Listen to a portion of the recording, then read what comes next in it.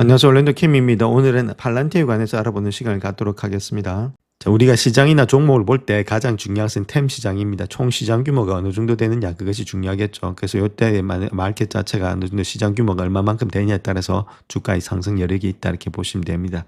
자, 예를 들어서 이 정도의 이제 성장 여력이 있는데 지금 팔란티가 포션이 이 정도라면은 앞으로 더 많이 갈 수가 있겠죠. 그래서 성장 여력이 있는데 시장 자체는 요거밖에 안 되는데 지금 포션이 이밖에 똑같은 포션이다. 그럼 갈 데가 없다는 거죠. 성장이 안 일어난다는 거죠. 그래서 총 시장 규모가 그만큼 중요하다 이렇게 보시면 되겠습니다. 그래서 글로벌 비즈니스 인텔리전스 마켓 있죠. 지적인 그런 시장에 있어서 가장 중요한 것을 봤을 때는 이런 것들을 지금 이제 2015년도 한 8 정도 되고 있습니다. 8트릴리언 정도 되고 있는데 8빌리언 정도 되고 있는데 2033년도 본다면 26빌리언 정도 되고 있으니까 적어도 일단 한 3배 정도는 상승 가능하다. 이렇게 보시면 되겠죠. 그래서 연평균 성장률로 봤을 때는 16.2%가 되고 있고 지금 현재 모습 속에서 33년도까지 본다면 26.5빌리언. 자, 그러니까 충분히 상승 가능하면서 이 정도의 캐페가 되고 있기 때문에 성장의 여력이 많이 있다. 자, 그렇게 우리가 먼저 보시는 게 좋겠습니다. 자, 그래서 팔란티의 P 레이쇼 한번 보겠습니다. 지금 이제 어마무시하다 이렇게 보시면 됩니다. 지금 보시게 되면은 팔란티 같은 208배 정도 나타나고 있다. 상당히 많이 나타나고 있죠. 208배. 자, 거기다가 테슬라 같은 239배나 되고 있다는 겁니다. 이만큼 일단 줄 수 있는 이유가 있는지, 자, 거기에 대해서 한번 알아봐야 되겠죠. 그렇지 않으면은 너무 많이 고평가되어 있습니다. 지금 200배가 넘어가고 있다는 말 자체는 뭐 말도 안 되는 그런 배수죠. 자, 그렇다면 이거 꿈이 없다면 이렇게 갈 수가 없는 그런 입장에 있다. 이익이 되고 있는지 그런 것들 알아봐야 되겠죠. 그래서 지금 현재 밸류에이션만 보면은 당연히 매도인데 정말로 매도가 돼야 되는지, 자, 그 부분에 대해서 한번 살펴보겠습니다. 자, 물론 팔란티의 밸류에이션이 상당히 높은 것은 맞습니다. 자, 그럼에도 불구하고 우리가 봐야 될 것이 룰 오브 8이라는 거죠. 지금 룰 오브 4도 아니고 이익과 성장의 합이 80을 넘어간다 그 이야기를 하고 있습니다. 80%를. 자, 그런 데다가 지금 가장 중요한 것이 2025년도 2분기 때에 94%였죠. 자, 룰 오브 4도 아니고 지금 94%나 됐던 것이, 자, 더 중요한 것은 3분기에 114%나 되고 있다는 겁니다. 즉 말해서 이익과 성장의 합이 계속해서 증가되고 있다는 거죠. 그만큼 일단은 성장과 이익이 많다. 자, 그렇다면 아까 말씀드렸듯이 P/E 레이쇼가 너무 고평가되어 있다. 이렇게 이야기하고 있는데 계속해서 일단 이익이 늘어나고 있다는 겁니다. 이익이 늘어나고 있다는 것은 자, 앞으로 일단 밸류에이션 자체가 조금은 줄어들 수 있다. 그 의미가 되겠죠. 자, 아무래도 P도 같이 가겠지만은 그럼에도 불구하고 이런 것들이 안 늘어난다면 우리가 좀 수긍하면서 좀 매도를 해야 되겠지만 계속해서 이익이 늘어나고 있다. 성장도 늘어나고 있기 때문에 이익의 성장이 늘어나고 있다는 것은 P/E 레이쇼가 줄어들 수밖에 없는 그런 입장이다. 지금은 고평가라기보다는 따라가는 그런 입장이기 때문에 주가가 빠질 때마다 올라가는 이유가 여기 있지 않나. 자, 그렇게 우리가 보셔야 되겠다 이렇게 말씀을 드립니다. 자, 그렇다면 성장에 대해서 한번 보겠습니다. 성장을 봤을 때 지금 레버뉴에서 포홀드 기준이 있죠. 그 성장을 보시게 되면 41%나 되고 있다는 겁니다. 섹터 평균을 본다면 7%, 그래서 400%나 높게 지금 이제 성장이 일어난다는 거죠. 남들보다 한 4배 정도는 성장이 더 많이 일어난다 그 이야기를 하고 있고, 매출에 있어서 자, 그와 더불어서 포홀드 기준 이비타 있죠. 이비타의 성장률 한번 보겠습니다. 69%죠. 12%. 여기도 마찬가지로 467배. 여기도 뭐 4배 이상, 4.5배 이상이 늘어나고 있다는 겁니다. 그러니까 이 정도로 늘어나고 있으니까 당연히 일단 200배 정도 줄 수 있는 그런 목표가가 되지 않겠는가. 즉 말해서 이 정도의 밸류에이션이 고평가되어 있다 보기는 조금 힘든 모습이 있다. 이렇게 보시면 되겠죠. 200%니까 이거는 뭐 400%가 넘어가고 있으니까 훨씬 더 많이 갈 수가 있다. 이렇게 보시면 되겠죠. 그래서 성장이 없다면은 문제가 있다는 거죠. 근데 성장이 이 정도로 되고 있기 때문에 이 정도의 200%를 줘도 크게 문제가 없는 것이 현재 팔란티가 되지 않나. 그렇게 생각을 하고 있습니다. 그래서 팔란티 일단 차트 한번 보겠습니다. 고점 대비해서 내려왔던 폭 있죠. 자, 그거 자체를 본다면 거의 한 28%까지 내려왔습니다. 내려온 게 문제가 아니라 내려왔다가 201선 약간 깨고 바로 올라가 버리죠. V자 반등이 바로 일어난다는 이야기입니다. 여기도 마찬가지로 내려왔다가 그 일단 뭐 W자라든지 이렇게 반등이 바로바로 일어나고 있죠. 자, 그런 모습이 나타나고 있는 것이 계속해서 한두 번이 아니라는 겁니다. 내려올 때마다 계속해서 누군가는 매수를 하고 있으니까 이렇게 올라가는 거지, 매수를 하고 있지 않으면 올라갈 리가 없겠죠. 자, 그렇다면 매수하는 주체는 누구겠느냐 한번 생각해 보시게 되면은 많이 빠졌을 때 들어갈 수 있다. 용기가 있는 사람들, 자, 팔란티를 믿고 있는 사람들이겠죠. 자, 그 이유는 성장성을 믿고 있다는 겁니다. 이익의 성장성, 매출의 성장성. 자, 그런 것 때문에 주가가 빠진다. 자, 그렇게 했을 때는 저평가되어 있다 이렇게 보고 있는 거겠죠. 자, 그런 것들을 여러 보는 시각이 좀 다른 입장이 있다. 우리가 빠질 때마다 이런 종목은 들어가야 된다. 매출과 이익의 성장이 있기 때문에 아직도 갈 길이 많이 남았다. 자, 이렇게 먼저 말씀을 드립니다. 자, 저번에도 제가 팔란티에 할 때 말씀드린 적이 있는 것 같은데 3분기 실적이 있죠. 자, 요때 일단 주주 편지가 있었습니다. 주주들에게 드리는 편지. 자, 거기에서도 알렉스 칼프가 얘기했던 것이 11월 3일입니다. 이제작 시작 단계일 뿐이다. 여전히 시작일 뿐이고 첫 장의 첫 순간이다. 그렇게 말하고 있죠. 아직까지 갈 길이 많다는 겁니다. 팔란티에가 여기서 끝나는 게 아니고 이제 시작이다. 그런 말을 했다. 그 이야기를 하고 있죠. 그래서 뭐 국방부 매출이라든지 아니면 상업적인 매출이라든지 그런 것들이 계속해서 늘어나고 있다는 거겠죠. 그래서 지금 이 첫 장이 이제 끝난 게 아니다. 아직도 갈 길이 많다는 겁니다. 그래서 팔란티를 갖다가 주가가 빠지면 매수 관점에서 들어가는 거지. 이걸 갖다가 샀다 팔았다 아니고 있는 분들은 계속해서 들고 가지고 만약에 많이 빠지면 조금씩 모아서 가는 그런 입장이 돼야 되지 않나. 자, 그렇게 보여지고 있습니다. 물론 뭐 트레이딩을 잘하시면은 샀다 팔았다 해도 되는데 실질적으로 일단은 팔았다가 다시 사기가 그렇게 쉽지가 않습니다. 자, 그런 가운데이기 때문에 아직까지는 지금 이제 팔란티가 끝이 났다 이렇게 보기보다는 갈 길이 많은 주식이다. 저 그렇게 먼저 말씀을 드리겠습니다. 자, 그래서 다음 요 차트 하나 보시게 되면 팔란티의 인스티튜셔널 오너십입니다. 기간 자금이 어느 만큼 들어오고 있는지 그거 한번 보시게 되면 2024년도 지금 이제 12월 말이었습니다. 자, 그때부터 시작해가지고 2025년도 되니까 더 많이 들어오고 있죠. 자, 계속해서 기간 자금들은 들어오고 있다. 주가는 왔다 갔다 하는데 계속해서 자금들이 몰리면서 빠질 때마다 결론적으로 들어오는 자금이 누구 자금이냐? 지금 이제 인스티튜셔널 자금이다 이렇게 보시면 되겠죠. 그래서 단타 지는 사람들의 물량을 털어버릴 때 얘들이 계속해서 받아서 가고 있다는 겁니다. 만약에 성장이 없다면 이런 것들이 안 들어오겠죠. 이 큰 자금들이 한번 들어오게 되면 꾸준히 갖고 가는 그런 성향이 있는데 그래서 이 그래프를 이렇게 보시면 주가가 올라가듯이 마찬가지로 인스티튜셔널 자금들이 계속해서 들어오는 그런 입장이 있다. 기관 자금들은 계속해서 들어오고 개인들의 자금은 좀 빠지는 그런 경향이 있는 것이 팔란티어다 이렇게 말씀을 드립니다. 자, 그래서 뱅크 오브 아메리카에서 밝힌 자료를 보시게 되면 경영진과의 회담 후에 팔란티의 주식의 목표가를 갖다가 $255로 상향 조정했다. 그렇게 말하고 있죠. 자, 배수가 높음에도 불구하고 상향 조정하고 있다. 13F 보고서에 따르게 되면 현재 $30억 이상의 가치를 지닌 팔란티의 주식을 갖다가 1650만 주를 보유하고 있다. 이렇게 보시면 되겠죠. 그래서 3분기 때에 이 정도 보고했으니까 주가가 떨어지더라도 계속해서 들고 가고 있는 그런 입장이 있는 것이 아무래도 기관들의 자금이 되지 않겠는가. 자, 그렇게 볼 수가 있겠고.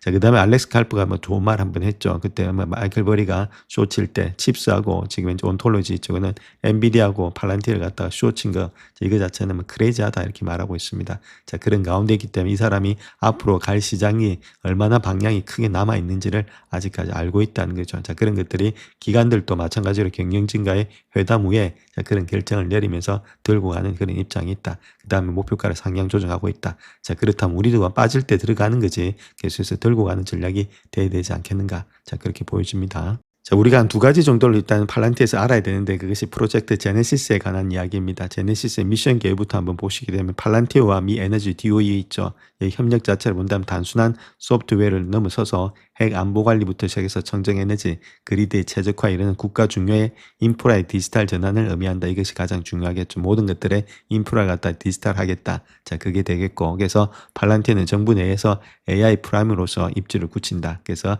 DOE는 데이터 사일로를 타파해서 실시간 의사결정을 구축하겠다. 자, 그것이 일단 제네시스다. 이렇게 말씀을 드립니다. 자, 그렇다면 경제적인 파급 효과가 어느 정도 있는지 레버뉴 그로스 성장이겠죠. 그래서 제네시스 미션은 초기 구축에서 전사적 확산을 이어지는 랜드 앤 익스펜드 전략의 핵심이다. 그래서 예상 계약 가치의 성장 추이가 시적화되고 있는데 1단계 시범 운영에서는 한 100도 안 되고 있죠. 자, 그렇게 하다가 5단계 생태계가 완성될 때 그때 본다면 뭐 600이 넘어가는 그런 입장이 있습니다. 즉 6배 이상이 뛰지 않겠는가. 자, 그렇게 볼 수 있겠죠. 그래서 1단계 시범, 그다음 2단계는 핵심 시설 도입하고 3단계는 전사적 확장, 4단계는 AI 고도화, 그 다음에 생태계를 완성하면 이 정도 일단은 좀 이제 가치 창출은 될 것으로 보여지고 있다. 이렇게 말씀드릴 수 있겠고, 자, 기술적인 우위를 한번 비교해 볼 것 같으면 기존의 정부 레거시 시스템과 팔란티의 AIP 도입 후에 운용의 효율성 5가지 지표를 갖다가 분석해 보게 되면은 요거는 팔란티어가 도입 후고 여기는 기존 정부입니다. 그래서 기존 정부 때는 요거밖에 안 되는 것이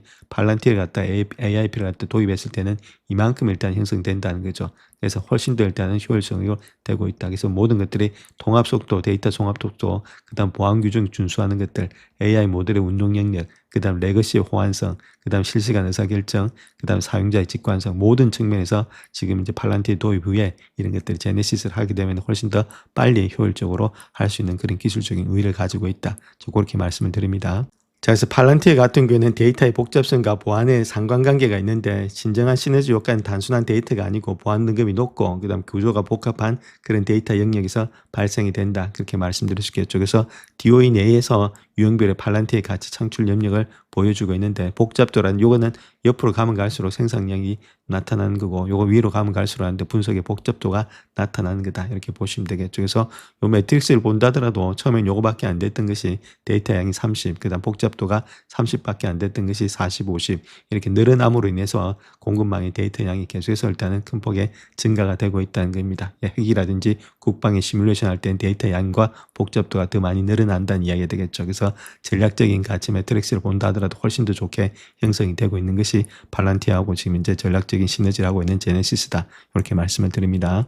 그래서 첫 번째를 본다면 데이터 통합이 일어난다는 겁니다. 수백 개의 분산된 에너지 시설이라든지 연구소의 데이터 연결을 해서 그 다음 디지털 트윈 온톨로지를 가져간다는 거겠죠. 파운드를 통해서 실문 자산의 디지털인 모델링이라든지 관계를 정의해서 자, 모델 온톨로지가 존재론이니까 자, 그래서 AIP를 갖다 인텔리전스를 분석하게 된다.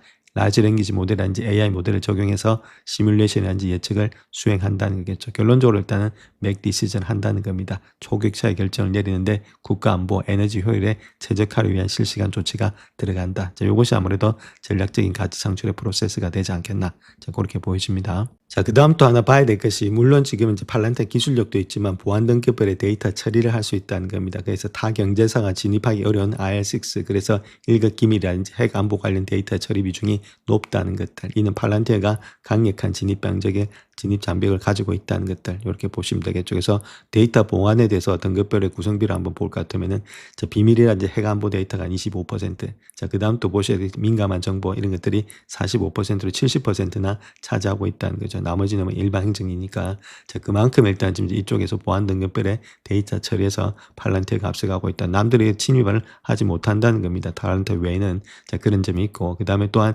데이터 통합의 시간 단축에서도 70%나 되고 있다. 기존의 레거시 대비해서 상당히 빠르게 되고 있다는 거죠. 그 다음 IL6의 보안 인증 수준도 하이스트 최고 등급을 기준으로 갖다 충족하고 있다. 뭐 DOD라든지 국방부 아니면 에너지부에서의 최고 등급을 충족하고 있다는 것들. AIP 모델의 속도 역시도 10배나 빠르다. 전통적인 AI 방식에 대비해서 가속화가 되고 있다. 그렇게 말씀을 드릴 수가 있겠죠. 그래서 이런 점을 봤을 때 충분히 일단은 팔란티어는 가능성이 있다. 이렇게 말씀을 드립니다. 자, 그래서 제네시스 역시도 지금은 시작에 불과하다 그 말을 하고 있죠. 아까 이때 알렉스 칼프가 지금 이제 주주산에서 말했듯이 똑같은 이야기를 하고 있습니다. 그래서 제네시스 미션은 팔란티어의 단순한 IT 계약이 아니라는 거죠. 그래서 에너지부를 넘어서서 나사, FDA, 교통부 등 다른 타 정부의 기관으로 확장되는 미국의 정부 운영체제 오퍼레이팅 시스템이라는 겁니다. 즉 말해서 US 가버먼트의 오퍼레이팅 시스템을 해서 표준을 수립하는 과정이다. 그렇기 때문에 지금이 시작인 거제가 또 무궁무진하다는 거죠. 지금은 뭐 DOD, DOE 이 정도인데 지금 나사, FDA, 교통부 뭐 여러 가지 타 부서들이 다 많기 때문에 더 많은 수주 물량과 매출과 이익의 증대가 될 수 있다. 이렇게 말씀을 드립니다. 자, 그 다음 또 우리가 하나 알아봐야 될 것이 국방수권법이다. 이렇게 보시면 됩니다. 그래서 NDAA죠. 요와 더불어서 팔란티어 시너지 효과가 어떻게 나타나고 있는지 그거 한번 알아봐야 되는데 2010년도 회계연도의 국방수권법 요거는 단순한 예산안이 아니라는 겁니다.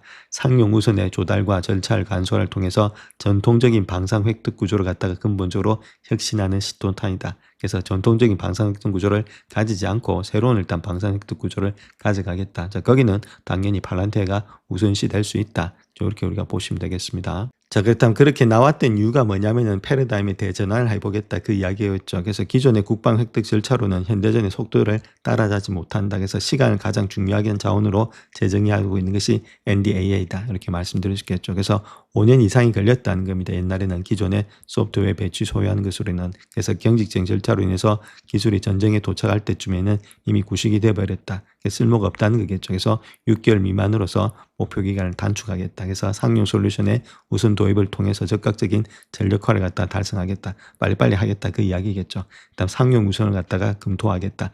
새로운 개발하기 전에 이미 존재했던 것들이 있죠. 그걸 갖다가 반드시 먼저 고려해 보겠다. 그 이야기를 하고 있습니다. 이런 것들이 되는 이유는 아무래도 팔란티어가 훨씬 더 강점을 갖고 있겠죠. 이런 것들이 바로바로 된다는 것은 소프트웨어가 바로바로 고쳐져야 되니까 자, 그런 데에 강점이 있는 것이 팔란티어다. 이렇게 말씀드립니다. 자, 그래서 현대전을 본다면 속도가 곧 전투력이다 이렇게 말하고 있죠. 그래서 전통적인 국방의 획득 주기와 지금 NDDA가 지향하는 간소화된 획득 절차 이런 것들을 극적인 시간 차이를 보여주고 있는데, 전통적 방식에서는 요구사항 정의부터 시작해서 배치까지 수년이 걸리는데 NDAA를 본다면 시제품에서 상용 제품을 즉시 조달할 수 있다. 자, 그렇게 보시면 되겠죠. 그래서 예를 들어서 이런 겁니다. 요구사항 정의하는 데 있어서도 전통적인 방식에서는 벌써 수년이 걸린다, 24개월이 걸린다는 겁니다. 2년이 걸리는데 여기서는 바로 2개월이면 끝난다는 거겠죠. 사업자 성장하는데도 얘는 12개월 걸리는데 얘는 지금 이제 3개월이면 끝난다. 자, 마찬가지로 개발 생산하는데도 48개월, 2년 걸릴 것을 갖다가 6개월로 끝내버리겠다. 테스트하는 것도 2년 걸리는데 이거는 바로 일단 3개월로